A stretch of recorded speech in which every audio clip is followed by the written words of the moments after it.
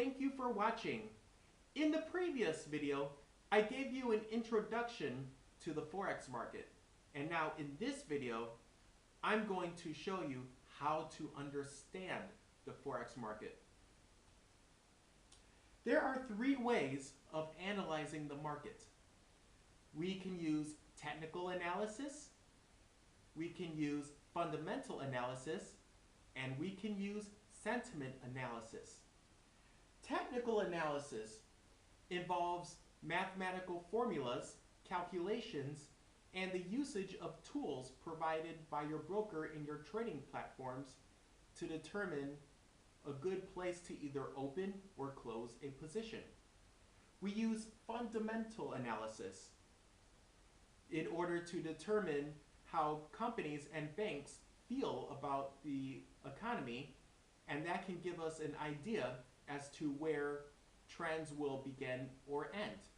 We use sentimental analysis to determine how the public feels about the economy and how the public feels about their governments. That can also give us the direction of the value in a currency pair. First, let's discuss technical analysis. We take information from our tools in our trading platforms in order to determine where a trend can begin or end. And we also bank on the theory that history tends to repeat itself. So in our trading platforms, we can look at charts from the past, and that can give us a good sense of direction as to where the value might lead us into the future. Also, we take this information and we can use this to build strategies for trading during the day or for the rest of the week, depending on what type of trader you are.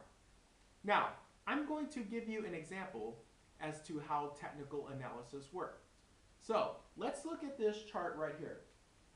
Here we have the value of the currency pair. Notice how it rises and falls.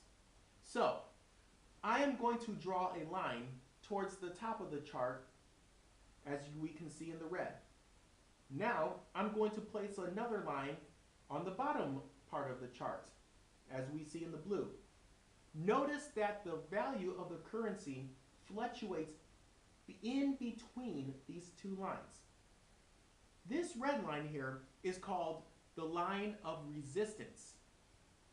The blue line down here is called line of support. Notice that when the value rises towards the line of resistance, it retracts from it and gravitates somewhere in the middle. And for the second time, the value of the currency reaches the line of resistance, and once again, it retracts from it. And here on the bottom, the value of this currency hits the line of support twice, and both times it retracts from this blue line and rises towards the red line, in which it retraces again. So, by drawing these two lines, we have an idea as to where would be a good place to open a position. Fundamental analysis involves taking information from governments and indices in order to determine where a good place would be to open a position. So, we use factors and statements to determine the direction of the price movement, just like we used those two lines in our technical analysis example to determine where the prices might move. Also, determining the overall mood of banks and companies, as well as the government, can also give us an idea as to how the value might fluctuate. Now, how to use fundamental analysis during Tokyo time? Well, when we trade during the Tokyo session, there are factors that we must pay attention to. And here are those factors. What happens in the Nikkei index can affect the Forex market. So we want to pay attention to all the companies, or most of the major companies, and also actions that take place during this market. Also, machine orders. This is important because the Japanese economy is dependent on technology. So the more technology they produce, the more electronic products they produce, that's good for their economy. So the machine orders can also give us an idea as to which direction the Japanese economy is heading in. Also, the Japanese yen is a very popular currency to trade because the Bank of Japan, they keep their interest rates low. So low interest rates also makes the Japanese yen a safe haven currency. And also, this factor right here is very important because right now, the Chinese economy is the world's second largest economy. So, what happens in China also affects the Tokyo session. So, also be very vigilant as to what Chinese companies, Chinese banks, and even information from the Chinese government. Pay attention to those factors as well. Moving on to the London session.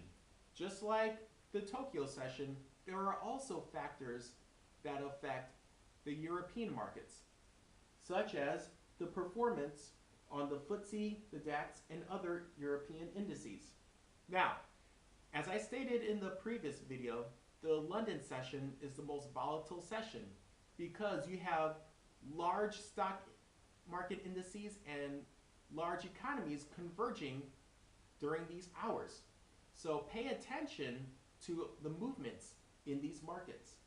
Also, the unemployment rate is a big factor because in Europe, the unemployment rate fluctuates greatly.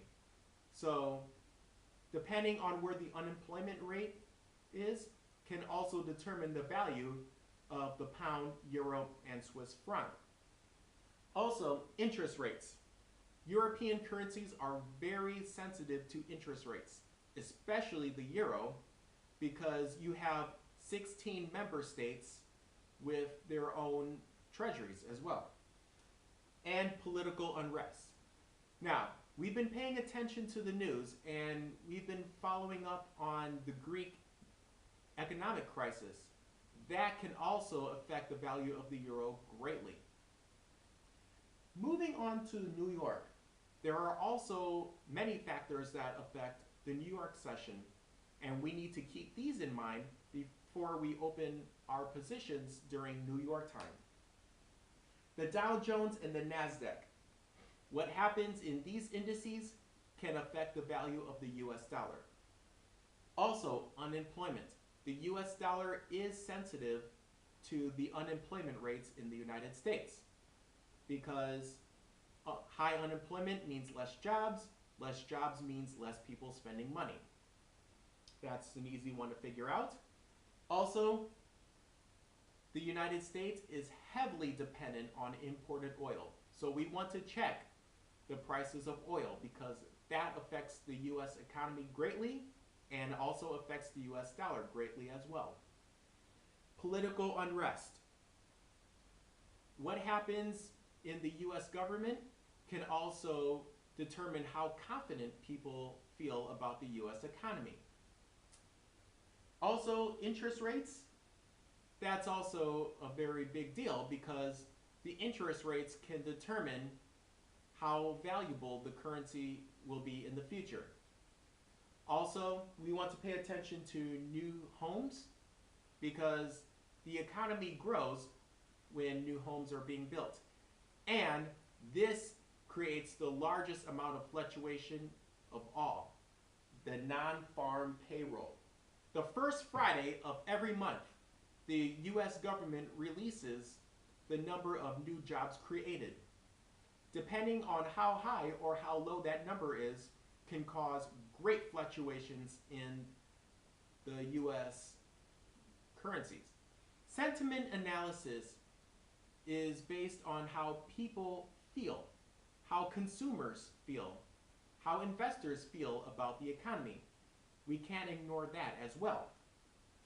So think about the opinions that you read in the Wall Street Journal or that you watch on CNBC or any other financial news source, because they can yield some very important information.